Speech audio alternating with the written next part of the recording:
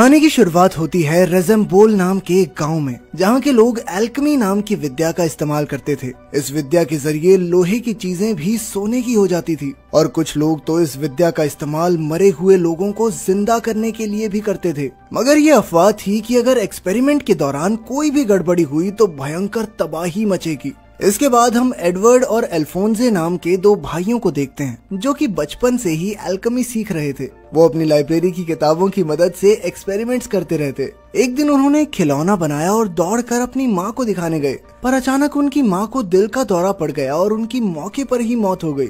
अब दोनों भाइयों की देखभाल करने वाला कोई नहीं था। तब एडवर्ड ने कहा कि वो एल्केमी के जरिए अपनी माँ को फिर से जिंदा कर सकते हैं, पर अल्फोंसे ने कहा कि ये बहुत खतरनाक है और अगर गड़बड़ी हो गई तो फिर क्या होगा। लेकिन एडवर्ड ने जैसे तैसे उसे मना लिया। इसके बाद उन्होंने किताब में लिखा हुआ सारा सामान इकट्ठा किया और एक जादुई गोले के बीच में रख दिया। फिर जैसे ही उन्होंने मंत्र बोलने शुरू किए, अचानक में जबरदस्त ऊर्जा पैदा होने लगी और वहाँ एक बहुत ही भयंकर बवंडर बन गया। कुछ ही पलों में उस जादुई बवंडर ने पूरा घर उखाड़ कर रख दिया। इस घटना के 20 साल बाद हम देखते हैं कि एडवर्ड एक पंडित के पीछे भाग रहा था, जिसके पास एक रहस्यमयी लाल पत्थर था। दरअसल ये पारस पत्थर था, जिसकी मदद से बिना ज्यादा तामझाम के एल्केमी की जा सकती थी। पर अचानक उस पंडित ने पत्थर की मदद से एडवर्ड के ऊपर बड़े बड़े पिलर्स से हमला कर दिया। इसके बाद उसने कई भयानक से दिखने वाले जीव एडवर्ड के पीछे लगा दिए। तब एडवर्ड ने भी अपनी जादुई छड़ी निकाली और तब हमें पता चला कि वो भी अब एक एल्केमिस्ट बन चुका था।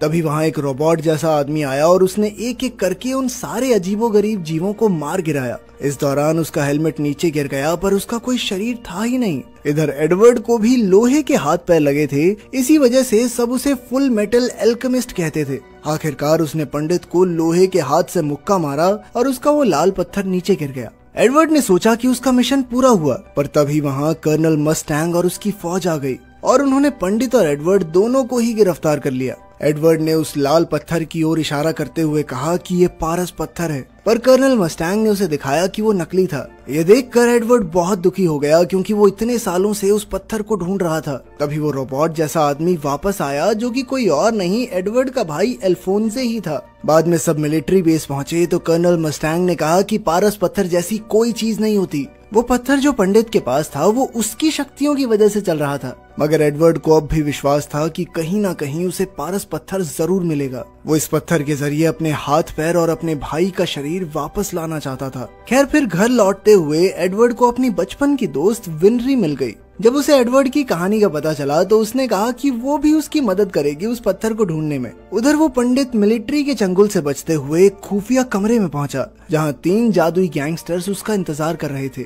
उनकी लीडर का नाम था लश। इसके अलावा ग्रुप में एनवी नाम की एक लंबी लड़की थी, जो किसी का भी भेष बना सकती थी, और ग्लूटोनी नाम का एक लड़का भी था, जो कुछ भी खा सकता था। असल में लश ने ही पंडित को किसी काम पर भेजा था, पर वो उस काम को पूरा नहीं कर सका, इसलिए लश ने गुस्से में अपने हाथ लंबे करके उसका गला घोटकर मार डाला और उसके मरने के बाद ग्लूटोनी उसे पूरा का पूरा खा गया। वहीं दूसरी ओर एडवर्ड सोने की कोशिश कर रहा था, पर उसे 20 साल पुरानी वो घटना याद आ रही थी। जब उनका एक्सपेरिमेंट असफल रहा तो एडवर्ड को सच के दरवाजे पर लाया गया, जहां इस ब्रह्मांड का सारा ज्ञान छुपा हुआ था। अचानक दरवाजा खुला और 2 भयानक हाथ उसे खींचकर अंदर ले गए। अब एडवर्ड ब्रह्मांड में तेजी से उड़ता हुआ जा रहा था और फिर अचानक उसे अपनी माँ दिखाई दी। उसने उन्हें छूने की कोशिश की, मगर अगले ही पल वो दरवाजे से बाहर आ गया। लेकिन अब एडवर्ड को एल्केमी का पूरा ज्ञान हो गया था। तभी वहाँ एक धुएं के बादल जैसी मूर्ति आई, जिसने कहा कि अगर कोई किसी मरे हुए इंसान को जिंदा करना चाहता है तो उसके बदले में अपने शरीर का एक हिस्सा देना होगा। एडवर्ड अपनी माँ को वापस लाना चाहता था, इसलिए उस परछाई ने उसका एक पैर ले लिया।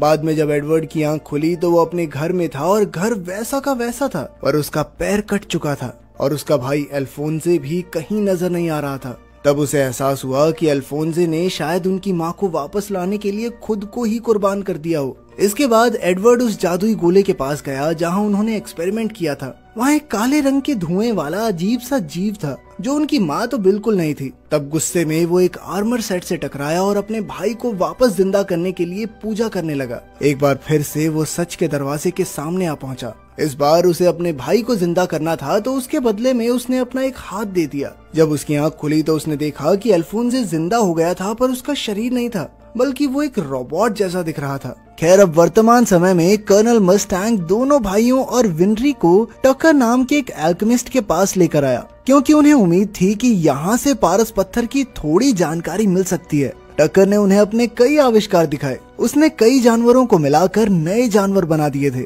बाद में एडवर्ड ने टकर को अपनी पूरी कहानी सुनाकर कहा कि वो कैसे भी करके पारस पत्थर तक पहुंचना चाहता है। टकर ने जवाब दिया कि वो ये तो नहीं जानता कि पत्थर कहाँ मिलेगा, लेकिन वो अपनी तरफ से एडवर्ड की पूरी मदद करेगा। इसके बाद एडवर्ड और विनरी ट्रेन से दूसरे शहर पहुंचे। यहाँ वो डॉक्टर मार्को से मिलने आए थे, जिसके पास पारस पत्थर की जानकारी थी। मगर जैसे ही वो उसके घर पहुंचे तो मार्को को लगा कि वो बुरे लोग हैं और उसने एडवर्ड और विनरी पर गोलियां चला दी। तब एडवर्ड को अपने आप को बचाने के लिए मार्को को बेहोश करना पड़ा। खैर होश में आने के बाद मार्को कहने लगा कि अगर वो पारस पत्थर के बारे में ना ही जाने तो ही बेहतर है। तभी अचानक उसे कुछ महसूस हुआ और उसने खिड़की पर गोली चला दी। तब ये खुलासा होता है कि गैंगस्टर लश उनकी जासूसी कर रही थी। वो धीरे धीरे उन तीनों की ओर बढ़ने लगी। मार्को ने उस पर कई गोलियां चलाई, लेकिन लश पर कोई असर नहीं हुआ। आखिरकार उसने सबको दीवार में चिपका दिया और फिर मार्को के सीने में चाकू घोंप दिया। उसके जाने के बाद मार्को ने अपनी आखिरी सांसें गिनते हुए एडवर्ड को बताया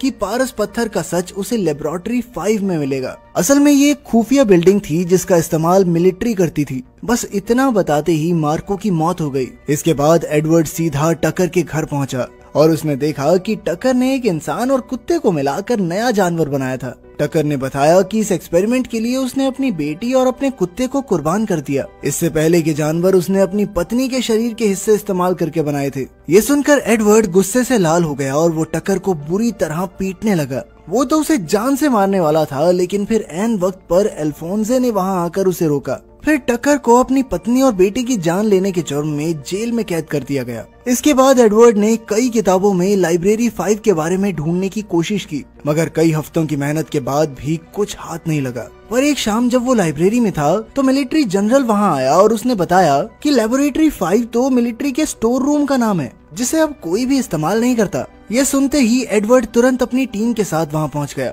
उधर एक मिलिट्री कैप्टन ने रिसर्च की तो पता चला कि लेबोरेटरी 5 तो असल में एक बहुत बड़ा जादुई गोला है। शायद यहाँ कोई बहुत बड़ा जादुई एक्सपेरिमेंट चल रहा था। उसने अपने ऑफिसर्स को इसकी खबर देने की सोची, पर बदकिस्मती से लश ने उसे रोक दिया। बेचारा कैप्टन जैसे तैसे घर से बाहर निकला और उसने जनरल को फोन किया, मगर तभी एनवी कर्नल मस्टैंग का भेष बनाकर वहां आई और कैप्टन का खून कर दिया। असल में वो कर्नल पर इल्जाम लगाकर उसे जेल में डालना चाहते थे। उनका प्लान कामयाब रहा क्योंकि कुछ लोगों ने उसे हत्या करते हुए देख लिया और पुलिस को खबर कर दी थी। वहीं दूसरी ओर वो पागल एल्केमिस्ट टकर भी जेल से भाग निकला। इधर एडवर्ड और उसके दोस्तों को भी गिरफ्तार कर लिया गया क्योंकि वो अक्सर खूनी मस्टैंग के साथ दिखाई देते थे। उन्हें एक कमरे में कैद कर दिया गया, पर एडवर्ड बड़ी ही चालाकी से सबको लेकर भाग निकला। इसके बाद वो एक गाड़ी चुरा कर लेबोरेटरी 5 में पहुंचे, जहां कर्नल मस्टैंग और एक लेफ्टिनेंट के बीच लड़ाई चल रही थी। अचानक मस्टैंग ने चुटकी बजाई और लेफ्टिनेंट को आग लग गई। सबको लगा कि मस्टैंग पागल हो चुका है, पर तभी जलते हुए लेफ्टिनेंट का रूप बदला और तब हमें पता चला कि वो लेफ्टिनेंट के भेष में एनवी थी। जल्द ही लश और उसके गुंडे भी वहां आ पहुंचे और लश ने मस्टैंग के पेट में चाकू घोंप दिया। इसके बाद वो वहां से भागने लगी तो एडवर्ड ने उसका पीछा किया, मगर जल्द ही वो एक सुनसान कमरे में पहुंचा जहां एक बड़ा सा जादुई गोला बना हुआ था। लेकिन इससे पहले कि वो कुछ समझ पाता, साइंटिस्ट टकर उसके सामने आ गया। उसने अपनी जेब से एक पारस पत्थर निकाला और कहा कि यहाँ हजारों की तादाद में ये पत्थर बनाए जाते हैं। असल में ये ऑपरेशन मिलिट्री का ही चलाया हुआ था। फिर टकर ने कहा कि किसी मरे हुए इंसान को जिंदा करने के लिए कुर्बानी तो देनी पड़ती है, इसलिए बड़े बड़े आर्मी ऑफिसर्स अपने घर वालों को फिर से जिंदा करने के लिए कैदियों की कुर्बानी दे देते हैं। ये बात सुनकर एडवर्ड हक्का बक्का रह गया। तभी अचानक लश ने वहाँ आकर टकर को मार डाला क्योंकि उसने एडवर्ड को खुफिया राज बता दिया था। तब ये खुलासा होता है कि लश ने असल में जन्म नहीं लिया, उसे किसी ने एल्केमी से ही बनाया था, इसीलिए वो एक आम इंसान से कहीं ज्यादा शक्तिशाली है। तभी इस पूरे ऑपरेशन का मास्टरमाइंड जनरल वहां आया। उसने बताया कि उसका असली मकसद है ऐसे ही सुपर नेचुरल लोगों की फौज खड़ी करना, और लश उसके सबसे ताकतवर योद्धाओं में से एक थी। इसके बाद उसने कमरे की बत्ती जलाई तो छत पर हजारों बेजान रोबोट्स लटके हुए थे। फिर जनरल ने सभी पारस पत्थर सिलेंडर्स के जरिए रोबोट्स तक पहुंचाए और जैसे ही वो रोबोट्स की छाती में पहुंचे तो वो एक एक करके जिंदा होने लगे। अपने बनाए रोबोट्स को देखकर जनरल खुशी से झूम उठा और उनसे मिलने गया, मगर ये क्या, जल्द ही रोबोट्स ने उसे घेर लिया और नोच नोच कर खा गए। जल्द ही कर्नल, अल्फोंसे और विनरी भी कमरे में आ पहुंचे और फिर एडवर्ड के साथ मिलकर रोबोट्स का सामना करने लगे। रोबोट्स बहुत ज्यादा थे, इसीलिए उन्हें लग रहा था कि आज तो यहीं मारे जाएंगे। पर तब कर्नल मस्टैंग ने कहा कि रोबोट्स को मारने के लिए उनके सर आपस में टकराने होंगे और फिर इसी तरीके से उन्होंने रोबोट्स को मारना शुरू कर दिया। मगर फिर भी उनकी तादाद बहुत ज्यादा थी, इसलिए एडवर्ड और उसके साथी चालाकी से बाहर आ गए।